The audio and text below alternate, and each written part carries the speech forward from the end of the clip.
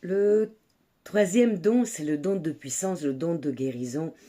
Et je sais que j'aurai pas mal de questionnements sur ce point-là, parce que parmi les chrétiens, il y a encore des craintes, il y a encore des doutes sur le fait que Jésus a transmis à ses disciples l'autorité de continuer son œuvre de miracle de guérison et que ses disciples, ils l'ont transmis aux disciples des disciples des disciples des disciples jusqu'à nous.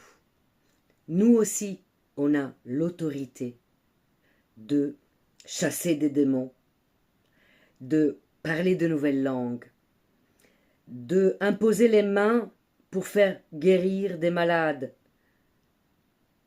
On le lit dans Marc. On a l'autorité. Voici, je vous ai donné le pouvoir, l'autorité de marcher sur les serpents et les scorpions et sur toute la puissance de l'ennemi. Et rien ne pourra vous nuire. Ça, on le lit dans Luc. Et dans Acte 1, 8, mais vous recevrez une puissance, le Saint-Esprit, revenant sur vous, et vous serez mes témoins. Et chaque enfant de Dieu possède les dons que Jésus a transmis. Et les dons de guérison font partie des outils que Jésus nous a laissés. On se recueille en prière, on prie et on demande à Dieu de nous donner l'autorité de guérison. On demande à Dieu de nous équiper contre les pièges de l'ennemi pour guérir des personnes qui sont malades. Et les miracles arrivent. À ce propos, je voudrais raconter un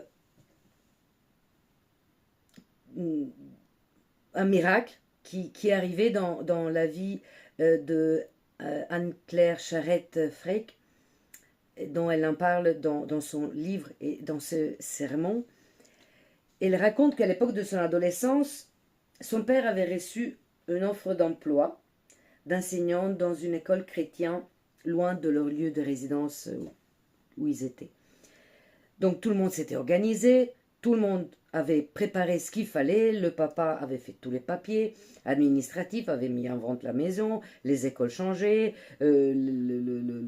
organisé le déménagement, tout était organisé.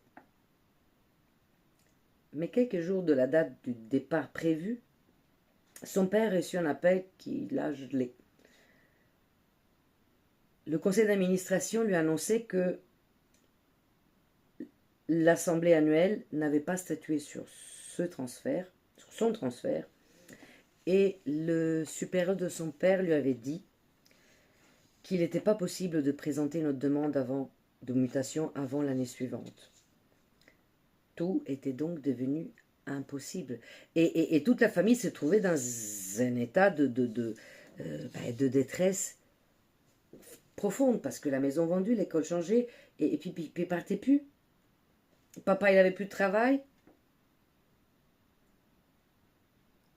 Anne Charette, Anne-Claire, raconte que son père n'a pas douté une seule seconde que Dieu serait intervenu pour amener un miracle.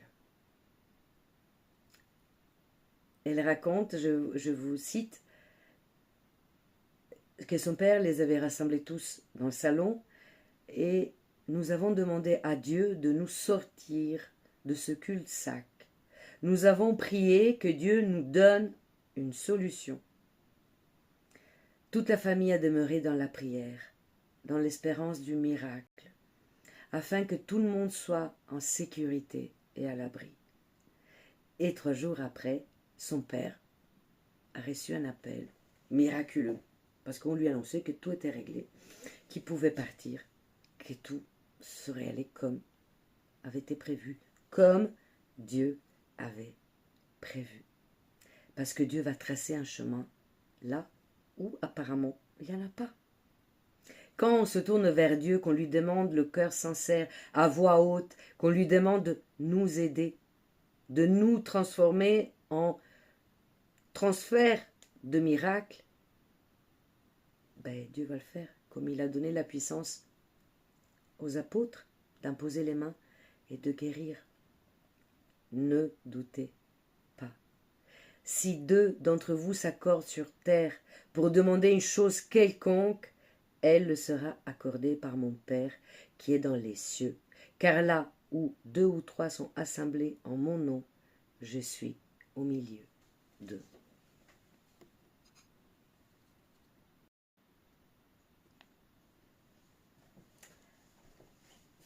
Avant de terminer ce message, j'aimerais bien vous lancer un défi et j'espère que vous arriviez nombreux à y adhérer.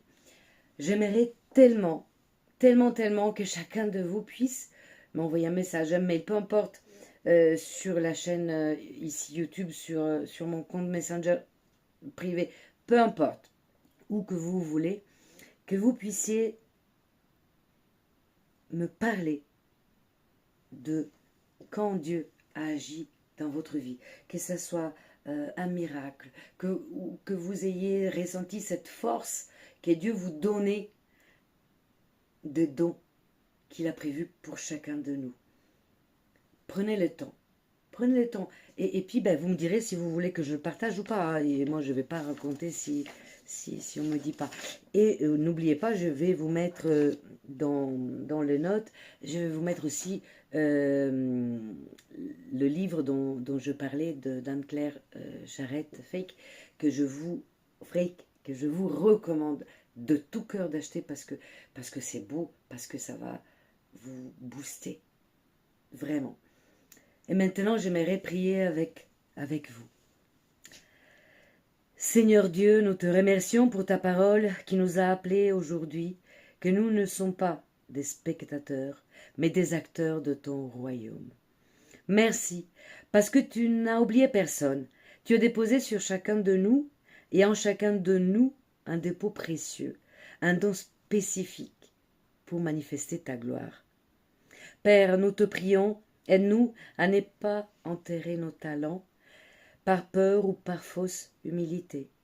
Comme Jonas Salk a offert son génie ou comme Lewis a offert son talent, comme Anne-Claire a répandu l'espoir avec ses témoignages et avec son livre, aide-nous à offrir ce que nous sommes.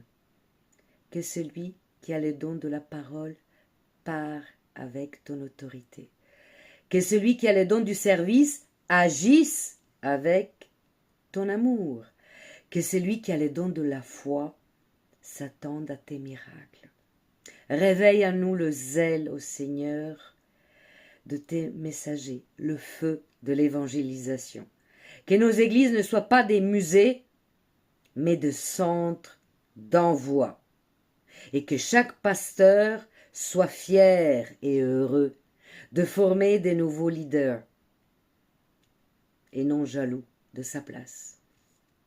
Que cette semaine, dans nos maisons, dans nos bureaux et dans nos rues, dans notre quotidien, que nous soyons des évangiles ouverts. Que les gens puissent lire à travers nos actions, nos paroles de paix et nos agissements miraculeux, ton amour et ta fidélité. Que toute la gloire te revienne à toi, qui nous équipe et qui nous envoie.